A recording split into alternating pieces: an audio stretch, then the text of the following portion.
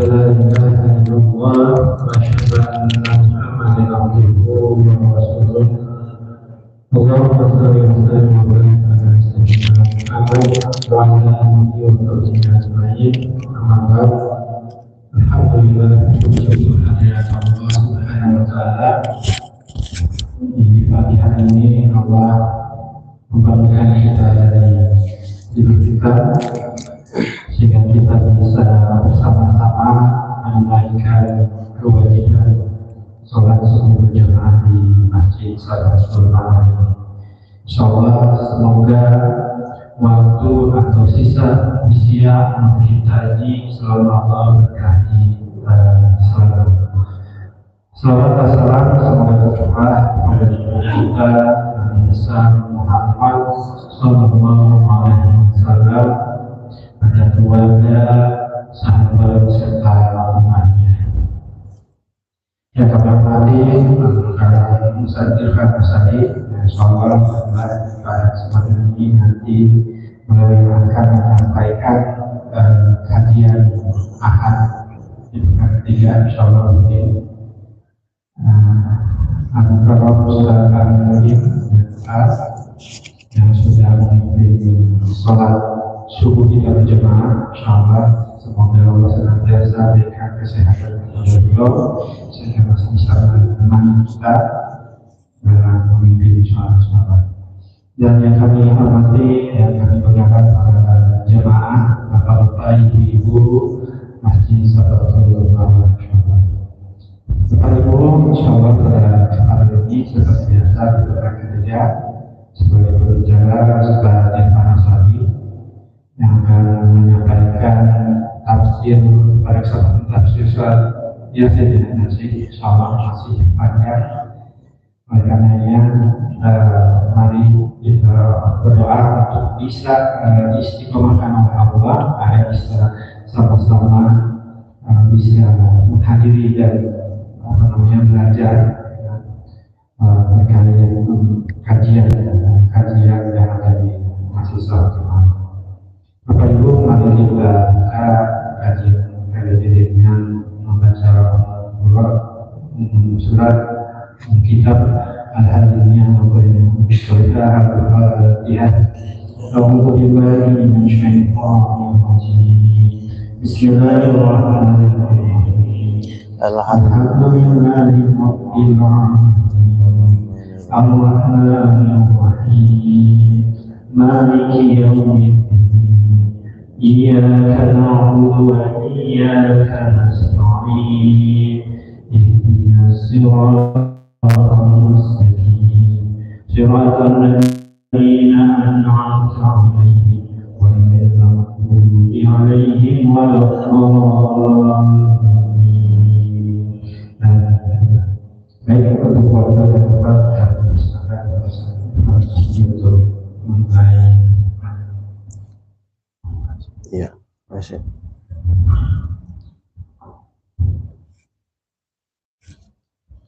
Assalamualaikum warahmatullahi wabarakatuh.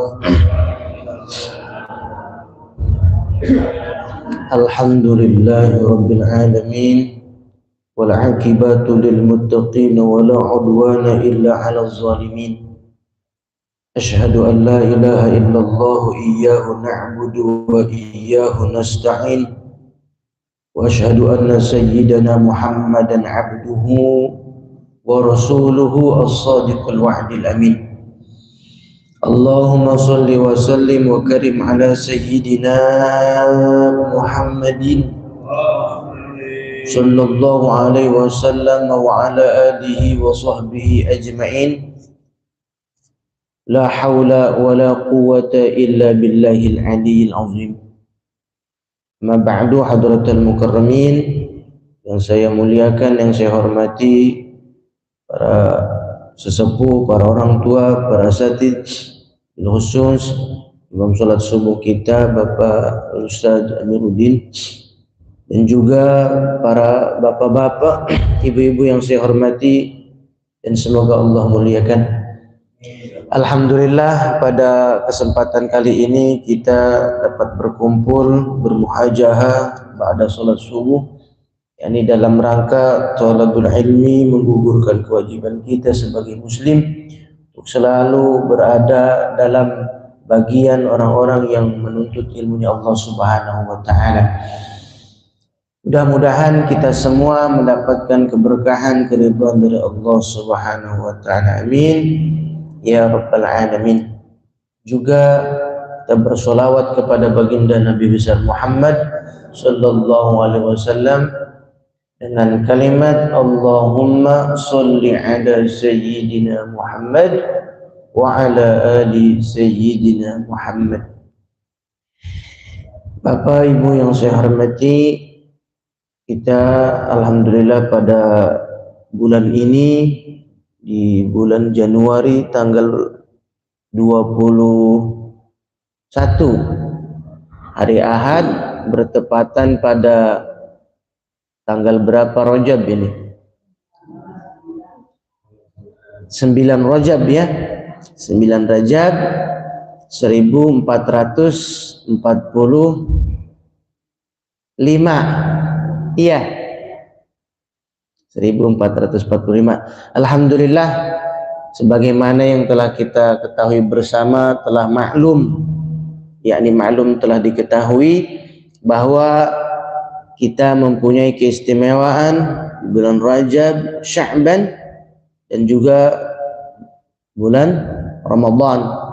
Maka Rajab itu menurut para ulama ahli tarikh atau ulama hikmah yang penuh dengan mentadaburi di bulan-bulan tersebut, maka Rajab termasuk bagian bulan litathhiril qulub.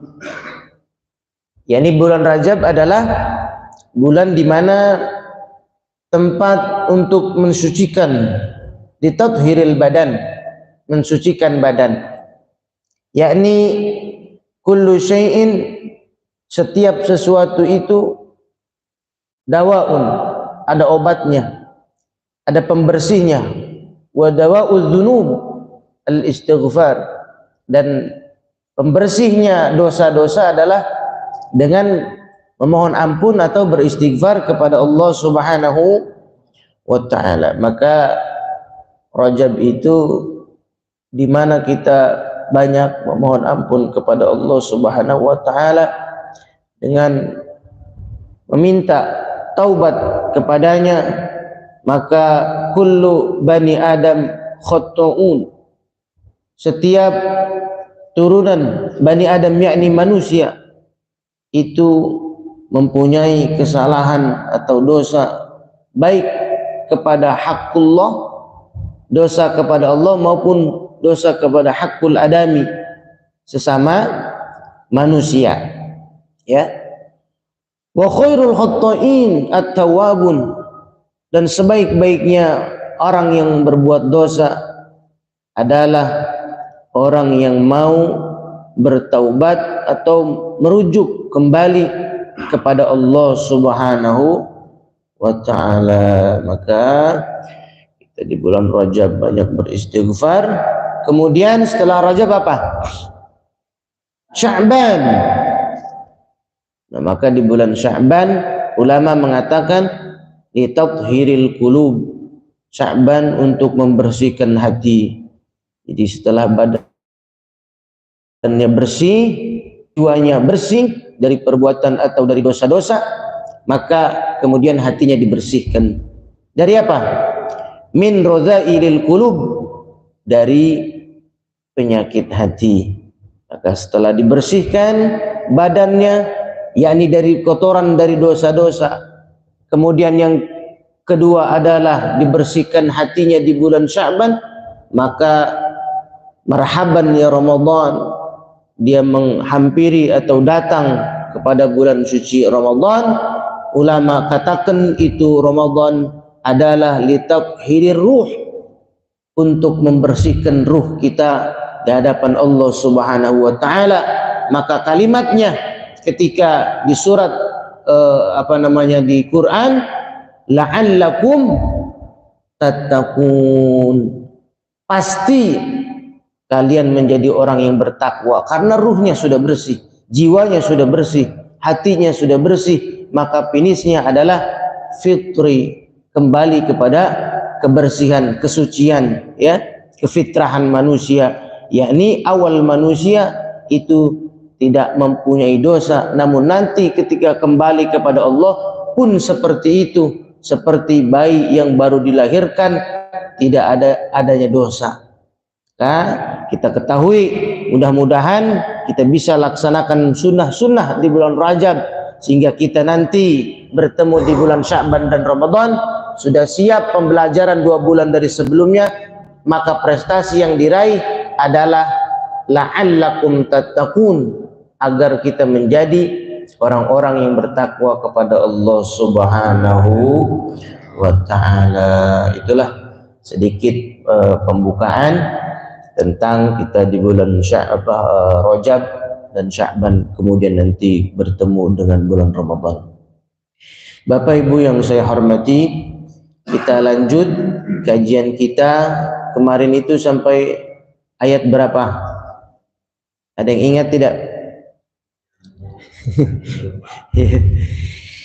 Sampai ayat 11 kalau nggak salah, ya.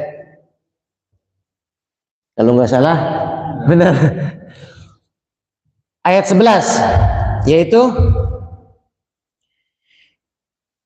wasawa'un 'alaihim a'anzartahum am lam tunzirhum la yu'minun. Ya. Ayat 10 gitu. Kemarin ayat 9-nya waja'alna min baini aydihim saddan wa min khalfihim saddan faghshaynahum fahum la yubsirun. Ya, sudah jelas, banyak riwayat dijelaskan itu ayat 9. Maka kemudian diteruskan dengan firman Allah Ta'ala di ayat yang 10 itu wasawa'un 'alaihim a'anzartahum am lam tunzirhum la yu'minun. La li'annahu sabata fi ilmillah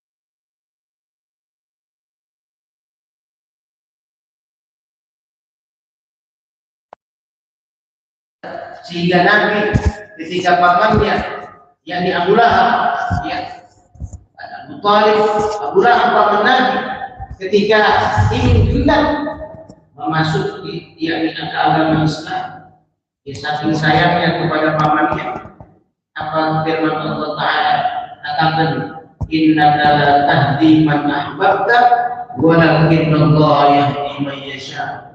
Wahai Muhammad, engkau tidak akan bisa memberikan petunjuk atau hidayah kepada siapa?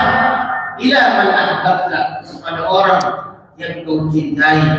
Walakin Allah yahdi man yasha, kecuali Allah yang memberikan hidayah kepada orang yang Allah hendaki. Maka pada akhir-akhir ayatnya tidak memeluk agama Islam, maka Nabi bersedih di situ karena Nabi tidak bisa memberikan hidayah. Hidayah adalah milik Allah Subhanahu wa ta'ala. Siapa yang mendapat hidayah? Itu mayyasha, bagi orang yang mau. Kalau kita artikan secara literatur bahasa, bagi orang yang Allah kehendaki. Maka di situ ada fa'ilnya, siapa yang dikehendaki? Mayyasha, orang yang mau, yang mau menjemput hidayah. Hidayah petunjuk. Maka taufik dan hidayah berbeda. Kalau hidayah mah petunjuk, udah jelas petanya. Kalau taufik tinggal mau jalan apa enggak? Khulqu qudratit Tuhan. Allah membuat dia supaya menjadi taat dengan taufik, kemudian ada hidayah petunjuk. Maka ini dua-duanya berbarengan. Mudah-mudahan kita diberikan taufik hidayah. Makanya punya anak kalau dua lagi satu taufik, yang kedua hidayah publik. Ya, itu.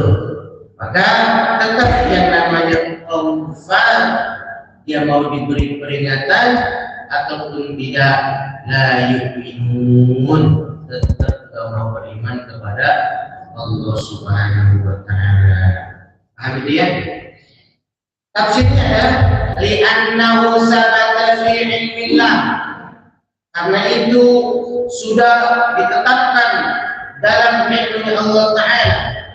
Innahum la yu'minun, karena mereka tidak akan beriman.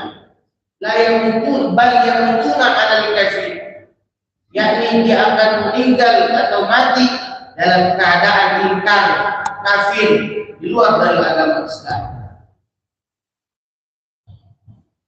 Kemudian fayudkhiluna, orang-orang kafir akan digiring, dimasukkan ke dalam neraka Allah Subhanahu wa ta'ala. Pada hadzal takdir yaqulu idza, maka ucapan itu, takdir itu, bahwasanya ada peringatan itu untuk apa?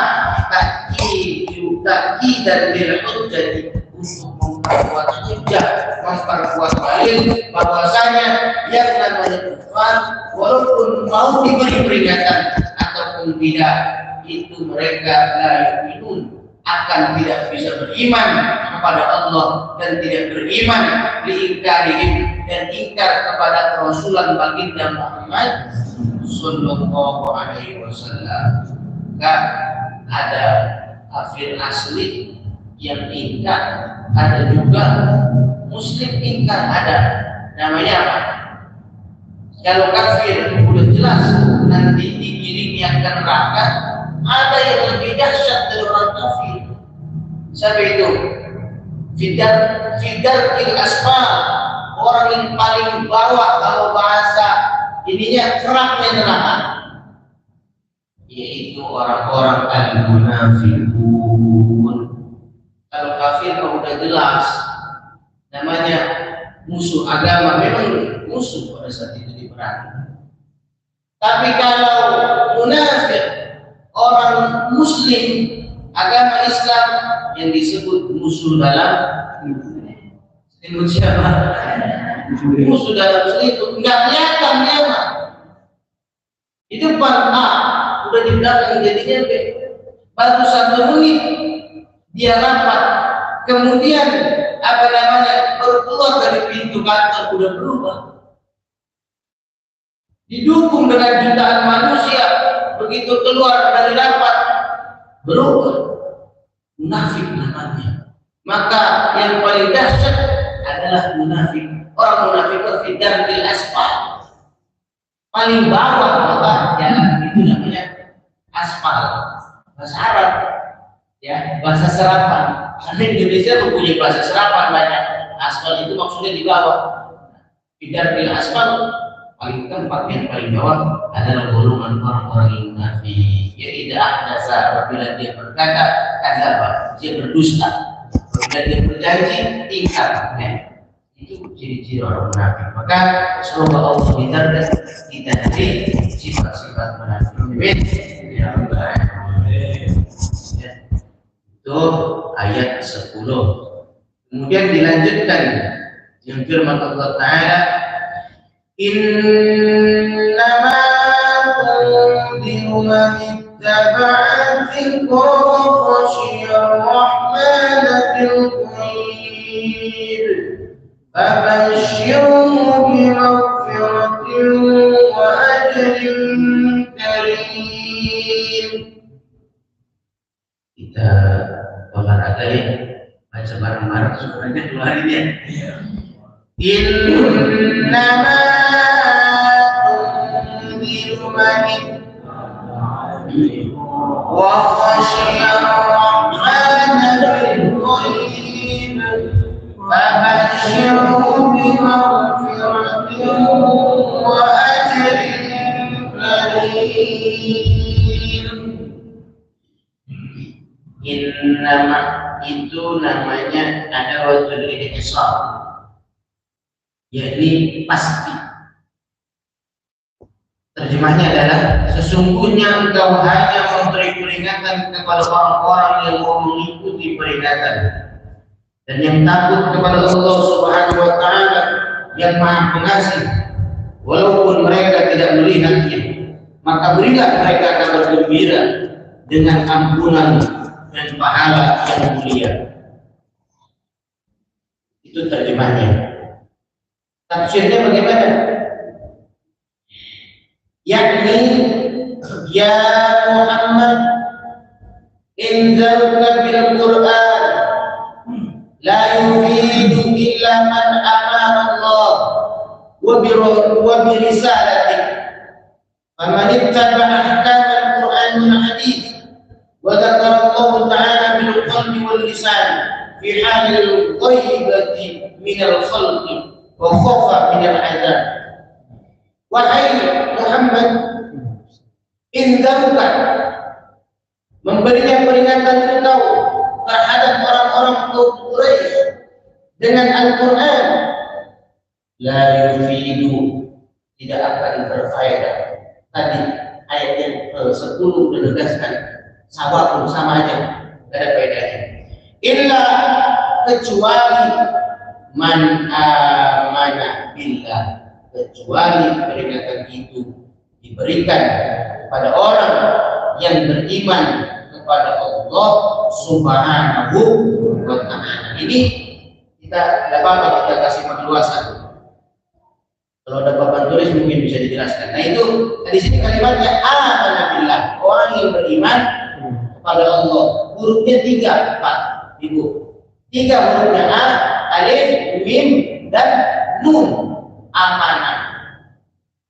Maka kalau di huruf-huruf kitab-kitab klasik, yakni kitab-kitab salafus saleh yang nggak ada syakalnya, yang nggak ada apa syakal ya namanya ya, jadi ya baru dia gundul, udah diberangkat digundulin, nggak ada harokatnya.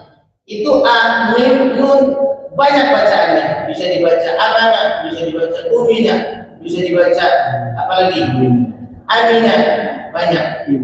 Maka kita nggak boleh ragu apa namanya heran atau apa namanya aneh melihat fenomena yang ada ketika kalimat itu depan alifnya panjang amanah, berarti iman artinya ya. Amanah alifnya panjang. Kalau setelah huruf mim ada iya, dibaca amin. Tahu ini bukan kampanye. Itu namanya selamat, ya. Amin. Kemudian kalau alifnya panjang, mimnya panjang, ada ya-nya. Amin. Artinya istajib doa, semoga Allah kabulkan permohonan kita. Maka kalau balaghdallin bacanya panjang ya alifnya. Nah itu namanya semoga Allah kabulkan doa-doa kita. Al-Fatihah isinya doa sampai balaghdallin. Ada lagi terpercaya. Amin. Maka Rasulullah Al-Amin, Al-Amin terpercaya. Jadi yang benar-benar menyebut amin tidak mau gara-gara bukan biliarnya kagak menyebut amin di dalam dolim pada diem semua. Nggak ada urusan pada kalian. Jadi itu patut. Maka mudah-mudahan ya kalau di ujung doa itu usah pakai diganti. Walaupun memang tidak suka, ya tetap yang namanya doa mah ujungnya ini kita kumpul sama. Jadi illa man amana billah. Kecuali itu peringatan Nabi Muhammad SAW akan berfaedah kepada orang-orang yang beriman kepada Allah wabirisalati, dan juga orang-orang yang beriman kepada risalah yang dibawa oleh baginda Nabi besar Muhammad sallallahu alaihi wasallam. Mereka ba'ajan Al-Quran, siapa yang mengikuti hukum-hukum Al-Quran wal hadis dan Allah mengingat Allah, berzikir kepada Allah Ta'ala dengan apa? Bil qalbi, dengan hatinya, wal lisan, dan dengan lidahnya, fi halil ghaibati, dalam keadaan sendiri, ya. Berzikir ada dalam keadaan ramai, ada juga dalam keadaan sepi. Kalau ramai namanya zikir sambil muttaqin, ya bareng-bareng maksudnya. Kalau sendiri namanya wirid, ada zikir, ada wirid. Kalau zikir mah umum, ada 9 kalimatnya.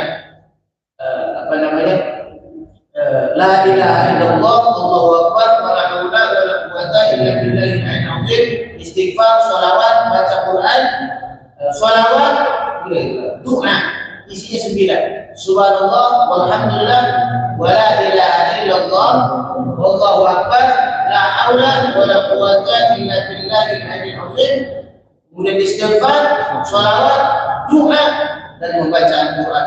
Itu kategori zikir namanya. Boleh kapan saja dibaca. Kayak minum obat boleh. Tapi kalau wirid sembarangan.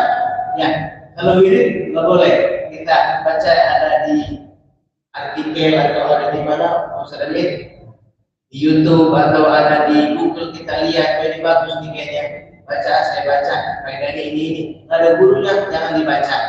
Jadi harus ada mutasil, harus ada nyambung.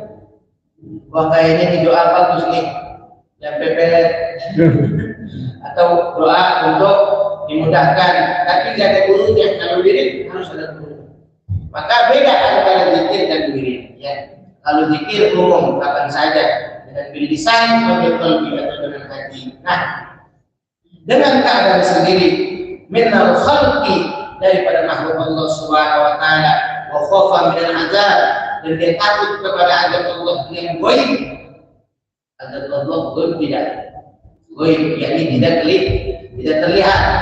Alladzi akhbaru minal Quran, yang mana itu azab atau peringatan siksa dari Allah Taala yang telah dikabarkan dalam Al-Quran dan hadis. Orang kana fihi, siapa orang di dalamnya hadzal awsaf, mempunyai sifat-sifat tadi, untuk berzikir, ya, kemudian dia takut kepada Allah Subhanahu wa taala, fabashshirhu bi anna Allah ta'ala yaghfiru jami'a dzunubi. Kesimpulannya nih.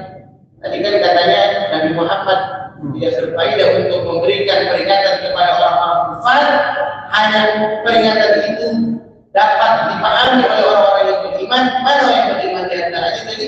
Orang-orang yang sudah berzikir kepada Allah dalam keadaan sepi dengan lisan dan hatinya. Kata Allah Ta'ala, siapa orang yang mempunyai sifat-sifat seperti itu, fabashshirhum bi anna Allah Ta'ala yaghfiru jami'a dzunubi.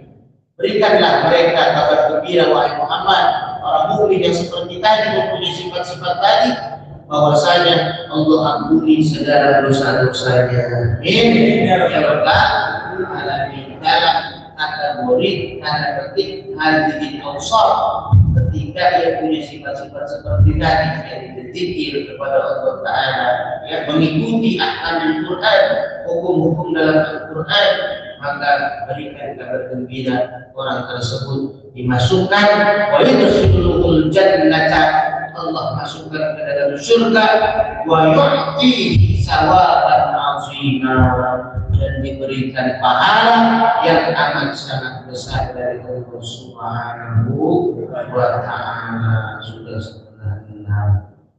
Nah, terus apa udah? Ya, memang kalau ngaji itu kalau kebanyakan juga nggak boleh. Ya, kalau orang makan pete namanya kepetean, makan timbul namanya ketimbulan, kalau ngaji ya, itu diantaranya orang-orang yang mengamalkan hukum Quran, mengamalkan dan zikir dengan hati dan lisannya dan takut kepada Allah Taala, maka wahai Muhammad, kabarkanlah kabar gembira bagi mereka bahwa saya telah diampuni dosa-dosa mereka dan akan aku masukkan kata Allah Taala ke dalam surga dan aku berikan yu'tihi sawaban 'azima, pahala yang besar. Kalau 'azima, masya Allah besar namanya, ya, pahalanya besar. Kalau pahala tidak kelihatan, karena pahala tidak kelihatan, maka kita kurang sungguh-sungguh karena tidak kelihatan. Kalau kelihatan enak, tiap bulan bisa dapat 20 juta, tiap bulan gajinya 20 juta kelihatan, semangat nanti juga hari minggu terus ada masuk. Rebutan, ya. Karena tidak kelihatan, maka itu kurang sungguh-sungguhnya kita untuk meraih pahala tersebut. Terakhir, supaya tidak tanggal ininya sampai 3 ayat ya. Kemudian ayat berikutnya, inna nahnu nuhyil mauta wa naktubu ma qaddamu wa atharahum wa kulla shay'in ahsaynahu fi imamin mubin. Inna nahnu nuhyil mauta. Bisa begitu ininya tafsirannya. Artinya adalah sesungguhnya kamilah yang menghidupkan orang-orang yang mati, dan kamilah yang mencatat apa yang telah mereka kerjakan dan bekas-bekas yang mereka tinggalkan, dan segala sesuatu kami kumpulkan dalam kitab yang jelas. Itu arti. Maka kalau kita belajar ilmu bahasa, ada arti, ada terjemah, ada tafsir, ada arti, ada makna, beda-beda. Saya contohkan, ada istilah yadul ula khairun min yadis sufla, tangan di atas lebih baik daripada. Itu namanya arti, terjemah. Maksudnya apa? Lebih baik memberi daripada kan beda tuh tadi makanan di atas. Itu namanya arti. Nah, yang memberi itu namanya makna. Apa namanya? Tafsirnya, maknanya. Tadi saya baca terjemahnya dulu. Ini tafsirnya. Inna nahnu nuhyil mauta, yakni ay fil qiyamati, nanti pada hari kiamat, atau fil qabri, atau di dalam kubur, dijawab munkar wa nakir, untuk menjawab pertanyaan malaikat munkar nakir. Kita yakini itu, ya. Allah nuhyil qulubil maitati bidzalik. Maksud Allah Subhanahu wa taala, inna nahnu, sesungguhnya kami telah nuhyil mauta, menghidupkan yang mati, yakni menghidupkan orang-orang yang mati di dalam kubur, dihidupkan kembali untuk berjumpa pada mahsyar. Jadi nanti kayak tauhid pada bangun semua, ya. Ada tiupan yang pertama, tiupan apa namanya? Malaikat siapa? Israfil, ya. Maka pada bangun itu yang di dalam kubur dihidupkan oleh Allah Taala. Atau Allah menghidupkan qulubul maitati bidzan, atau Allah menghidupkan hati-hati orang-orang yang telah lama mati dari kebenaran, tidak mau menerima kebenaran, biidzalika, dengan peringatanmu wahai Muhammad. Jadi dua, satu, Allah menghidupkan orang yang mati di dalam kubur nanti untuk menghidupkan kepada pada mahsyar. Yang kedua, Allah menghidupkan maksud muhyil mauta ayat ini, yaitu adalah Allah menghidupkan hatinya agar supaya diberikan peringatan oleh Nabi Muhammad Sallallahu Alaihi Wasallam sehingga hidup kembali. Ibaratnya kan hati itu kalau sudah mati tidak, ketika hati mati itu dikatakan ketika hati telah tidak mau menerima kebenaran, berarti hati-hatinya. Maka ada tafsir muhyil mauta, maksudnya Allah hidupkan kembali hati-hati mereka yang telah mati dengan peringatan yang dibawa oleh Nabi Muhammad Sallallahu Alaihi Wasallam. Jika wanaktu ma qaddamu asahum, dan kami telah mencatat yang mereka kerjakan dari bekas-bekas yang mereka tinggalkan. Maksudnya bagaimana? Maksudnya ayat huruf kiraman katibin, jadi Allah Subhanahu wa taala memerintahkan kepada malaikat kiraman katibin daya tubuh untuk menulis apa? Amal-amal orang mukmin, amal orang muslim, minal khair wal daripada amal-amal baik dan amal buruk, ya. Sedikit lagi. Waqala ba'du mufassirin al-furud bi'asal ini. Oke. Tadi dikatakan walaqtu wa qaddamu. Tadi tulis amal-amal umat semua manusia yang beriman kepada Allah Subhanahu wa taala yang dicatat oleh malaikat kiraman katibin, malaikat yang mencatat amal yang kita dihadapi setiap hari dikawal dengan dua malaikat, yaitu munkar dan nakir.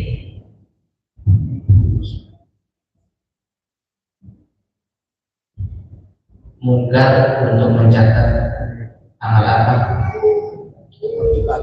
Saya tidak nakir Allah dari sampai bilang roket yang ngomong enggak apa namanya lupa, yang dengerin dia aja, yaitu roket rokibun mu'ajib, roket mencatat amal baik, katib mencatat amal buruk.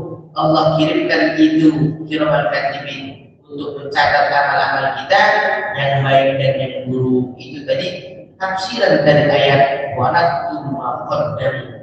Sekarang wa'azau ba'du ulama mufassirin bi azalihim. Di sini kulit poinnya di sini poinnya.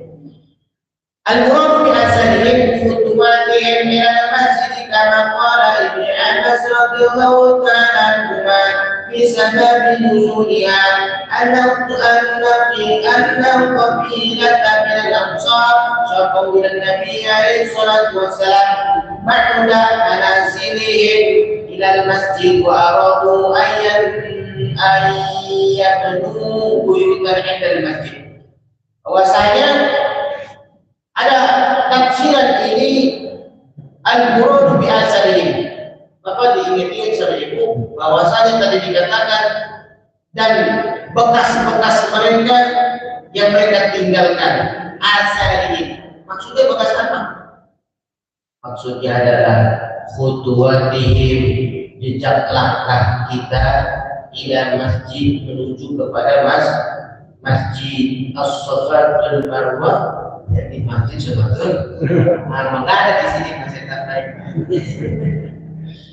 Menuju ke masjid tanah olah sebagaimana yang telah diriwayatkan oleh Imam Ibnu Abbas bahwasanya Rasulullah Sallallahu Alaihi Wasallam telah bersabda, dengan sebab turun ayat ini, katakan setiap ayat kita semuanya sekaligus turun, surah kasih turun, enggak, tapi satu ayat per kasus, per kejadian, per peristiwa. Nah, pada ayat waktu dan muhasabahum ini, ayat ini sebab turunnya karena ada sahabat Nabi ngadu sama Nabi, satu minat Nabi, dia ngadu kepada Nabi, bu'da manazilihi, karena jauh rumahnya. Jauh dari mana? Ila masjid, jauh dari masjid. Dia ngadu di sahabat Nabi bahwasanya ya Rasulullah, rumah saya jauh dari masjid Safatul Marwah, jauh. Wa aradu, dan dia ingin ayat dua, pengen bangun rumah buyutan dari masjid ya Rasulullah, karena rumah saya jauh, saya pengen dong membuat, saya izin membuat bangunan satu rumah dekat masjid. Fa'anzalallahu ta'ala hadhihi ayat, maka Allah turunkan ayat ini, itu waktu dan bahasa. Kenapa kau jauh? Ya karena dulu berkilo-kilo mungkin ya untuk menuju masjid jauh, ngadu kepada Rasulullah bahwasanya wahai Rasulullah, saya pengen ke masjid tapi jauh. Beda dari kita mendekat nyampe ya, tapi ini diberikan kabar gembira buat orang-orang yang rumahnya jauh, sebagaimana yang difirman yang disabdakan oleh baginda Muhammad sallallahu alaihi wasallam, fa'ulima min hadza anna man ata ila masjid, bahwasanya harus diketahui, dapat dimengerti orang yang rumahnya atau datang ke masjid min makanin ba'idin, dari tempat yang jauh. Orang yang rumahnya jauh dari masjid, dia datang mau menuju masjid tapi dengan jalan yang jauh, yakunu sawabu ansaba mimman ata min makanin qarib, maka dia diberikan pahala yang sangat besar, berbeda dengan orang yang datang dari rumahnya menuju masjid dengan jarak yang qarib, yang dekat. Beda, makanya besok kita malah berkumpul. Maksudnya intinya adalah orang yang datang dari rumah masjid jaraknya jauh, dia pahalanya besar dibanding orang yang datang dari rumah menuju masjid tapi jaraknya dekat. Itu kata siapa? Bukan kata saya. Ini hadisnya. Kabaruya dari Nabi Sallallahu Alaihi Wasallam, sebagaimana yang disabdakan oleh baginda Muhammad Sallallahu Alaihi Wasallam, ala ukhbirukum, saya berikan kalian kabar, bima yamhullahu bil khataya, Allah akan hapus dosa-dosa, wa tarfa'u bi darajat, dan Allah angkat derajat kalian. Yang pertama adalah isbabul wudu, menyempurnakan wudu alal makannya pada saat keadaan kondisi yang tidak diinginkan, wa kasratul khatawati ilal masjid, dan sering banyak jalan ke masjid. Tiga dapatnya. Orang yang sering menuju ke masjid, tadi asalnya tapak. Setiap kita jalan ada tapak tuh. Dan tapak itu dihitung oleh Allah Ta'ala. Karena banyaknya dia menuju ke masjid, Allah berikan, satu, Allah hapus dosa-dosanya, kedua, Allah angkat derajatnya, dan yang ketiga, Allah berikan sawaban azimah, pahala yang besar. Enggak menuju masjid, enggak siapa berat. Sampai-sampai orang ketika enggak ada datang ke masjid, begitu datang ke masjid, saudara di mana masjid itu artinya enggak siapa karena berat pahalanya, apa namanya, melangkahnya, karena besar pahalanya. Yang ketiga, wa intizar sholat pada sholat. Bukan hanya saja orang yang sering menuju ke masjid yang mendapatkan tadi itu, dapat juga orang yang sering menunggu sholat pada sholat. Maksudnya apa? Habis sholat maghrib nggak pulang lagi, sholat isya, intizar sholat pada sholat. Jadi dia menunggu sholat, pengen menuju sholat yang lain. Atau dalam ibu mungkin ingat kemarin itu kita ganti kita namanya Rasulul Hibad. Ya, intizarul khair ilal khair, menunggu kebaikan sampai datangnya kebaikan. Ya, jadi bukan hanya saja sholat, tapi kebaikan pun sama. Habis sholat kok dibaca Quran. Artinya berturut kebaikan dilakukan dengan kebaikan. Tuh orang yang sering menuju ke masjid, orang yang menyempurnakan wudu dalam keadaan dingin. Dalam hadis yang lain itu dikatakan syadidal barid, posisi yang amat sangat menggigil, tapi wudunya dia pelan-pelan sampai mereka kalau menggigil orang kena air nggak mau lama, maunya cepat-cepat. Nah Itu orang yang menyempurnakan wudhu dengan baik dalam keadaan dingin, orang yang sering melangkahkan ke masjid, kemudian orang-orang yang selalu menunggu kebaikan setelah melakukan kebaikan, atau di sini dikatakan itu intizar sholat ba'da sholat, setelah melakukan sholat kemudian dia sholat lagi seperti sholat maghrib, dia tunggu sampai sholat isya, tapi dia tidak tunggu sampai sholat subuh. Itu Allah berikan pahala yang besar dan Allah hapus kesalahannya.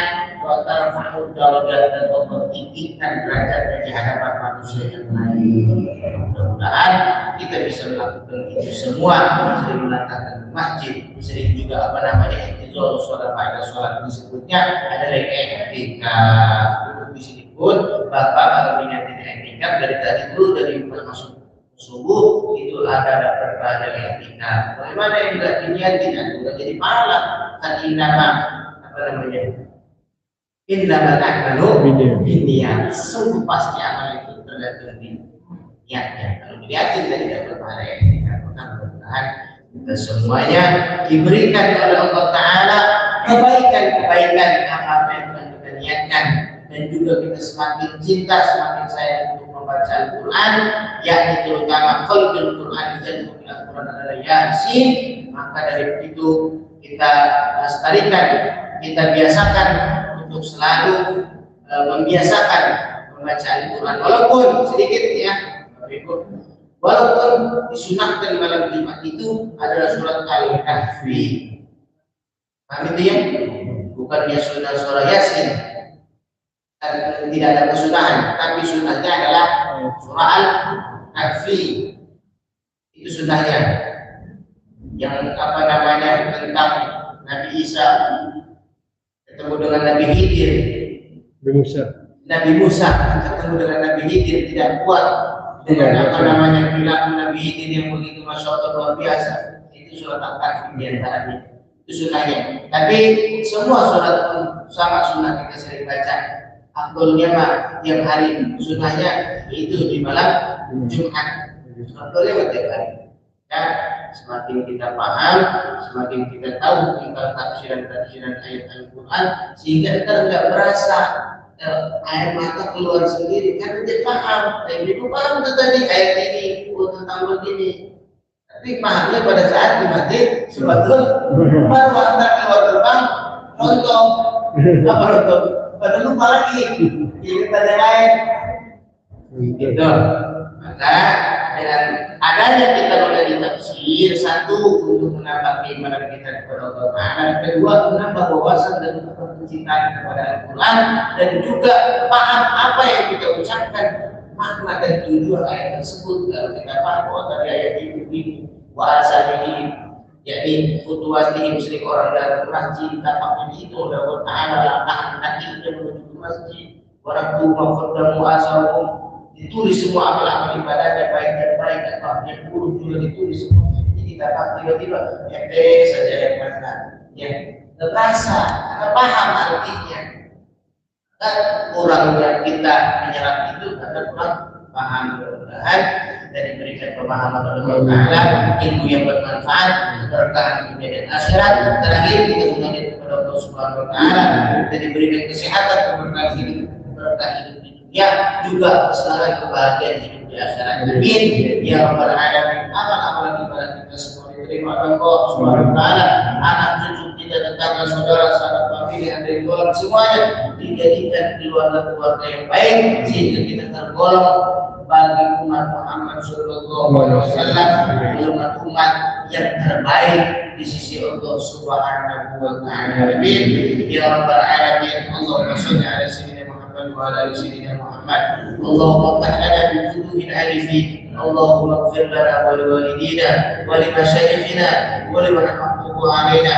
Allahumma tahana bi futuhil arifin. Allahumma ja'alna minas sabirin waj'alna minas sabirin waj'alna minas sabirin ومن العباد الصالحين ومن عبادك المخلصين يا ارحم الراحمين. اللهم يا ارحم الراحمين اقضي حوائجنا الدنيويه والاخرويه ووفقنا لاصلاح النيه بجاه سيدنا محمد خير البريه وآل بيته ذوي النفوس الزكيه ولا حول ولا قوه الا بالله العلي العظيم. ربنا ظلمنا انفسنا وان لم تغفر لنا وترحمنا لنكونن من الخاسرين. ربنا آتنا في الدنيا حسنة وفي الآخرة حسنة وقنا عذاب النار. وصلى الله على سيدنا محمد نبي الأمي وعلى آله وصحبه وسلم. سبحان ربك رب العزة عما يصفون وسلام على المرسلين والحمد لله رب العالمين. هدانا الله وإياكم أجمعين. والسلام عليكم ورحمة الله وبركاته.